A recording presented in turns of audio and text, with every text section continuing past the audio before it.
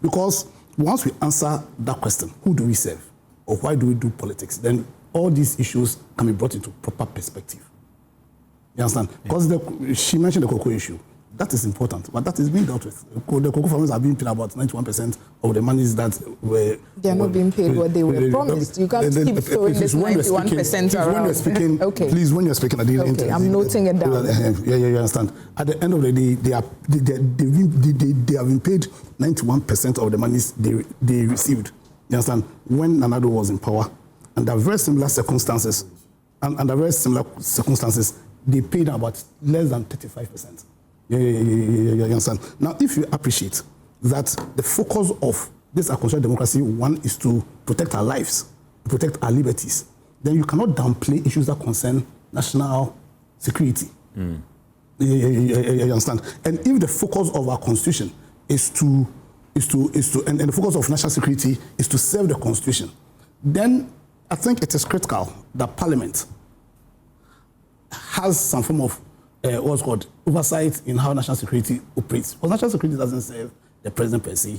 National security serves the constitution. Yeah. And by extension, the people of Ghana serves the purpose for this constitution. You understand? Now, I think the issue of the interior minister was brought. Does the national security coordinator, who does he report directly to?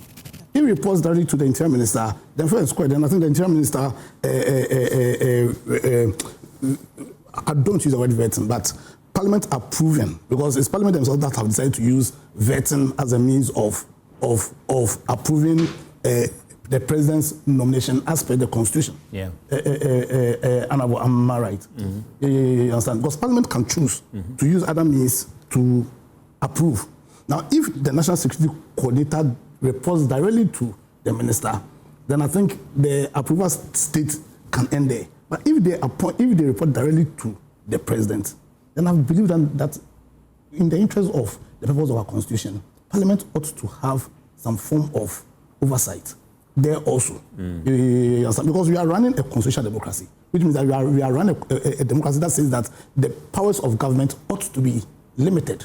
You understand? Now, I don't know, do we have a parliamentary intelligence National Security Committee? I don't know. Yeah, we have an intelligence. There's what? Intelligence. Yeah, Defense and Intelligence Committee. And defense. Yeah. So the defense intelligence. Yeah. Yes, and I'm sure the purpose is to serve as some form of oversight over the dealings of national security.